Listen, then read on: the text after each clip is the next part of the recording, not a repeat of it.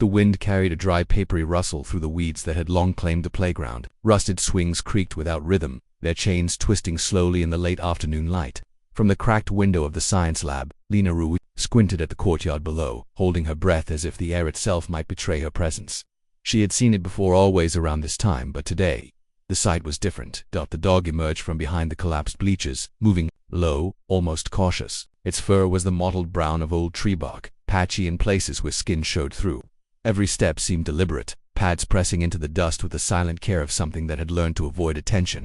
But it wasn't the animal's condition that tightened the air in Lena's chest. It was what it carried, clenched gently between its jaws, swaying with each stride, was something pale and narrow. From a distance it could have been a bone. Not the smooth, bleached kind found along the edges of hiking trails, but something fresher, the color of parchment left in a drawer too long. A strip of cloth hung from it, fluttering faintly. On the far side of the yard, old Mr. Weaver had stopped mid-step, one hand gripping the fence for balance. He was a man who rarely looked twice at stray dogs, but now his eyes followed the animal with a narrowed focus, as if the shape in its mouth had yanked loose some memory he'd tried to bury. The faint scent of rain still lingered from a morning storm, mixing with the metallic tang of rust from the broken goalposts. Weaver glanced up toward Lena's window, brief, silent hand. She understood that neither of them would call out. The dog paused near the steps of the school's west wing. The building loomed above it, brick walls split by hairline cracks, ivy crawling like veins toward the shattered roofline. The animal tilted its head slightly, adjusting its grip, then disappeared into the shadow beneath the awning. No sound followed, not the scrape of claws, not the muffled clink of metal, just the low hum of wind slipping through broken glass. Lena leaned farther forward, ignoring the cold press of the window frame against her ribs. She could still see the strip of cloth in her mind, the way it clung to the pale object as if refusing to let go. She wanted to believe it was nothing, a scrap from the janitor's closet, a stick wrapped in rags by some child years ago, but something in the dog's gait, the guarded precision, said otherwise. Weaver straightened slowly, his eyes fixed on the place where the animal had vanished. For a moment he seemed ready to move, to follow. Instead he turned away, disappearing. Down the narrow lane that curved behind the gymnasium, Lena stayed at the window long after, watching the stillness of the yard. Even the swings had stopped moving. The silence pressed in, heavier than the fading light. Whatever the dog carried, it had gone deeper into the school's hollow belly, and it was waiting there now, with secrets that wouldn't stay hidden forever. The yard remained frozen in that strange, suspended stillness. Not a single blade of grass moved along the cracked edges of the courtyard. Then, faintly, from somewhere inside the west wing, came the muffled thud of something being set down. Lena strained to hear more, but the sound was swallowed by the heavy air. Her fingers tightened on the window frame. The awning's shadow was an empty mouth now, giving nothing away. Then, just as her breath began to settle, a flicker of movement caught her eye. A second figure, human this time, stepping into the yard from the gap in the chain-link fence. It was a boy, no older than 12, thin to the point of frailty, his clothes loose and dulled by grime. He moved without hurry, scanning the ground in front of him, pausing at each step as if listening for something beneath the earth. His gaze lifted briefly toward Lena's building, but it passed over her window as though he already knew no help that would come from there. The boy angled toward the west wing, keeping to the edge where the long afternoon shadows offered cover. The air had shifted warmer, heavier. A gust rattled through the upper windows, scattering flakes of paint into the sunlight. Somewhere deeper inside, a hinge gave a slow, aching groan. Lena's skin prickled. The boy reached the steps and crouched, one hand brushing the dirt where the dog had paused. His fingers moved gently, not to test the soil, but to touch something unseen. Then he slipped into the shadow beneath the awning, vanishing like a figure drawn into water. Lena's thoughts churned, unmoored from certainty. It could have been coincidence, but nothing in the boy's movements had been casual. This was not the hesitant trespass of a child seeking adventure. This was a path walked many times before. Behind her, a floorboard creaked. Weaver stood in the open doorway, his face set in an expression she couldn't read. The light from the hall carved deep lines into his cheeks, making him look older than she remembered. He didn't ask what she'd seen. Instead, he crossed to the window and looked out, his hand resting against the glass. "You heard it too," Lena said, her voice low. Weaver didn't turn. "No." A pause. "I felt it." The silence between them was broken by a sharp crack from inside the building, a sound too clean to be decay alone. They both froze. Through the broken pane, Lena caught a glimpse of movement. The dog again, emerging into the doorway just far enough for the light to touch its muzzle. The pale object was still there, but now she could see it more clearly. It wasn't bone. It was smoother, cylindrical, with a sheen that caught the fading sun. Something metallic at one end winked, then vanished as the dog stepped back into shadow. Weaver's jaw tightened. That's not something it found here. Lena turned to him, searching for more, but he was already stepping away from the window. "Stay inside," he said over his shoulder, his voice flat, final. He took the stairs slowly, each step heavy, enough to be heard even after he turned the corner. The wind had picked up now, carrying the faint smell of damp wood and something else staler, almost chemical.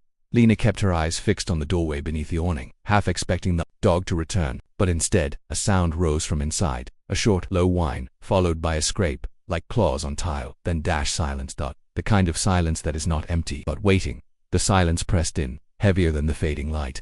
Lena stayed by the window, eyes fixed on the shadowed archway where the dog had vanished, the image of that pale, narrow object still fresh in her mind.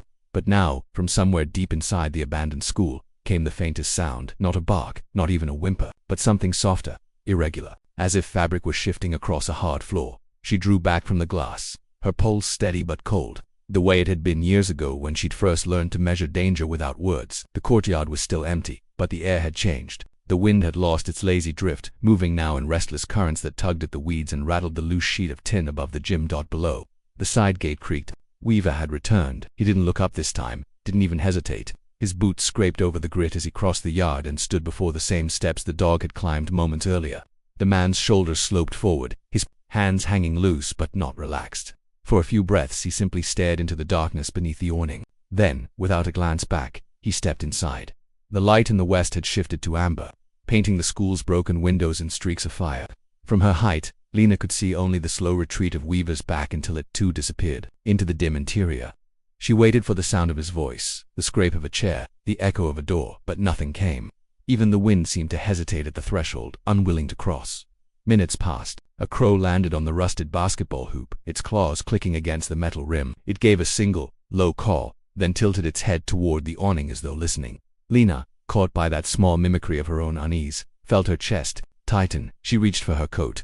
Crossing the yard was like stepping into a held breath. The swings didn't stir, the grass lay flat, and the gravel crunched too loudly beneath her shoes. She climbed the steps slowly, her eyes adjusting to the change in light. Inside, the air was cooler, thick with the smell of wet plaster and the faint sweetness of mildew. A long hallway stretched ahead, scattered with shards of glass that caught the last daylight in tiny, fleeting sparks. Halfway down the corridor, she saw it a trail. Not clear footprints, but smudges where dust had been disturbed. At their edges were faint impressions, not from boots, but from paw pads. They moved in parallel, human and animal, toward the left wing. She followed, each step measured, her ears tuned to the building's quiet breathing. Somewhere overhead, a section of gutter tapped against the wall in the wind, like a distant meronome. That the trail ended at a half-open door. Beyond it, the room was dim except for a thin shaft of light cutting through a crack in the boarded window. The dog stood there, its head low, the pale object still between its teeth. Weaver was crouched beside it, one hand resting near the animal's shoulder but not touching. His gaze was fixed on the object, his jaw tight, his breath shallow. Lena didn't speak. In that narrow slice of light, she could see more now. The cloth wasn't just a rag.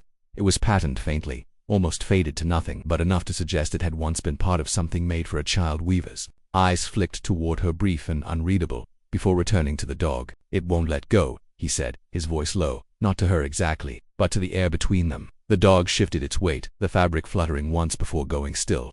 Lena stepped closer, the old wood creaking beneath her. The smell of the room was sharper here, tinged with dust and something else she couldn't name. Outside, the wind rose suddenly, rattling the boards over the window and pushing a faint glow across the floor. In that flicker of light, she caught a glimpse of the dog's eyes, steady, unblinking, carrying something that was neither fear nor defiance. Then, from deeper in the building, came a sound, barely more than a breath, but layered, a rustle, a shift, the faintest intake of air that did not belong to them. The dog's ears pricked. Weaver straightened slowly. Lena felt the stillness in the room tilt, as if the building itself were holding back the next moment. The silence was almost unnatural, thick enough that Lena could hear the faint throb of her own pulse.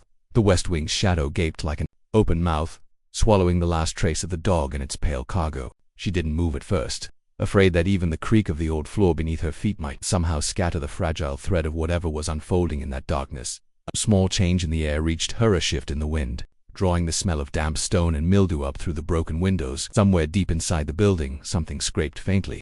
It wasn't the sharp staccato rhythm of claws on tile, but slower, as if the dog were dragging the object across the floor. The sound was brief, then gone, leaving her with only the distant sigh of air moving through the empty corridors. Down in the yard, a pair of starlings broke from the rusted gutter, their wings catching the low sun. They wheeled once, twice, then vanished over the tree line. Lena's gaze returned to the awning's shadow.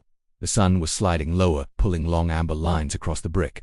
Every instinct told her to stay behind the glass, but another voice, stubborn, told her that if she didn't move now, she'd never see where the dog went. She slipped from the window, her shoes whispering over the dust on the linoleum. The corridor smelled of plaster and something older, the kind of rot that never leaves abandoned places.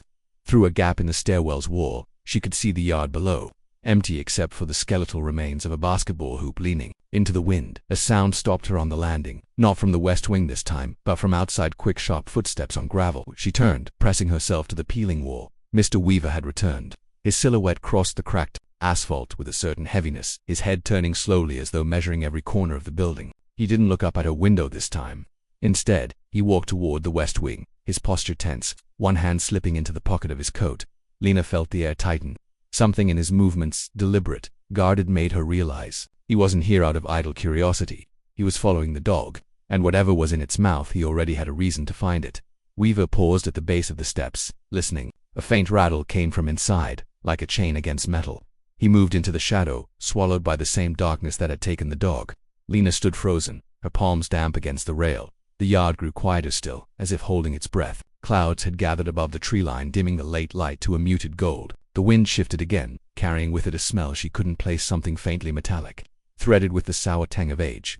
It settled into her senses in a way that made her think of old coins, of blood, of the hollow chill in hospital corridors. She stepped back from the rail, her mind caught between two conflicting pulls: stay hidden and safe, or follow the path both man and animal had taken. A drop of rain struck the sill, followed by another. The sound was soft but insistent, the kind of rain that can turn quickly into a downpour. Dot through the growing patter. A low noise rolled out from the west wing. Not the dog, not Weaver. This was deeper, almost like a moan, though it might have been the wind forcing its way through the building's cracked spine. Lena couldn't be sure. The first real shiver of unease ran through her, not from what she'd heard, but from what she realized Weaver had been inside long enough. Now that she should have heard something, footsteps, a voice, anything. Instead, the rain began to steady, dimming the world into a blurred reflection. The awning's shadow grew darker. Lena took one step toward the stairwell, then another, each footfall swallowed by the rain's whisper. She reached the bottom, her hand hovering over the west wing's doorframe. A single droplet slid from the edge of the awning, striking her wrist with a cold sting. She paused, her breath shallow. Inside, the dim hallway stretched ahead, a ribcage of collapsing lockers and warped doors. The pale light from the yard didn't reach far. Beyond a few steps, the world dissolved into black. Somewhere in that dark, the dog was waiting with whatever it had carried, and Weaver was there too. A faint clink echoed from deeper within, like metal being shifted on concrete. Then, silence again, and in that stillness, Lena knew she was about to learn something she might wish she hadn't. Lena stepped inside. The air was close, heavy with the scent of damp plaster and the faint metallic edge she had smelled before. Her eyes adjusted slowly, shapes rising out of the dark, the slumped forms of rusted lockers. A desk tipped on its side, rainwater dripping steadily into a shallow pool on the floor. Somewhere deeper in the hall, a shadow shifted. The dog emerged. First, it moved quietly, ears low but not in fear, its eyes fixed on her with something almost like recognition. Its muzzle was wet, but not with rain. The pale object dangled loosely from its jaws, and as it stepped into the weak light spilling from the yard, Lena saw it clearly for the first time. It was not bone, it was a child's shoe, small and worn thin, the faded canvas mottled with age. A strip of fabric once red, now dulled to brown, was knotted through the eyelets. The dog set it down carefully on the floor, then stepped back, sitting as if waiting for her to understand. Behind it, Mr. Weaver stood in the doorway of a classroom, his coat darkened at the shoulders by rain. His face was unreadable for a moment, then softened in a way she had never seen. "It's been bringing them here," he said quietly, not looking at her but at the shoe. "All of them." Lena's gaze followed his into the room. A beam of dying light caught a small heap in the corner shoes, each different in size and shape, arranged in a loose circle. Some were cracked leather, others cloth frayed to threads. None looked recent. The dog moved to the pile, nudged one with its nose, then lay down beside them. Its tail swept once over the dusty floor. Weaver stepped forward, his voice low. I think it remembers." They stood in silence, the sound of rain softening against the building's roof. The dog's eyes half closed, but its body stayed alert, ears twitching at each distant creak.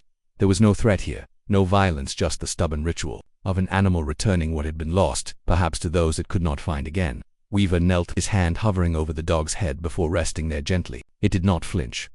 "You've been guarding them," he murmured. The dog blinked slowly, as if this truth had been obvious all along. The air in the hall seemed to shift. Lena found herself stepping forward, her palm brushing the damp canvas. Of the shoe, she imagined the small foot it once held, the running, the skipping rope, the sudden silence when the laughter stopped. She let her hand fall back to her side. Outside, the rain began to thin, the drops fewer but heavier. Light seeped in through the broken glass, turning the wet floor into a mirror. Weaver stood, his knees stiff, and glanced toward the door. "We should leave it be," he said. "It knows what it's doing." They stepped back into the yard without another word. The dog did not follow. From the doorway, it watched them go, the dark inside framing its shape like an old photograph. The clouds were breaking in the west, a thin blade of gold cutting through. The swings stirred again in the wind, their chains whispering softly. Weaver walked ahead, his shoulders no longer so rigid, while Lena paused at the gate, looking back once more. The dog had returned to the pile, curling its body around the shoes, as the last of the daylight caught on the faded strip of red cloth. By the time Lena turned away, the first stars were beginning to show through the clearing sky. She felt the weight of what she had seen settle into her not as a burden, but as something that would not leave. In the stillness that followed, she understood. Some guardians are born, others are made by loss, and neither ever truly leaves their post.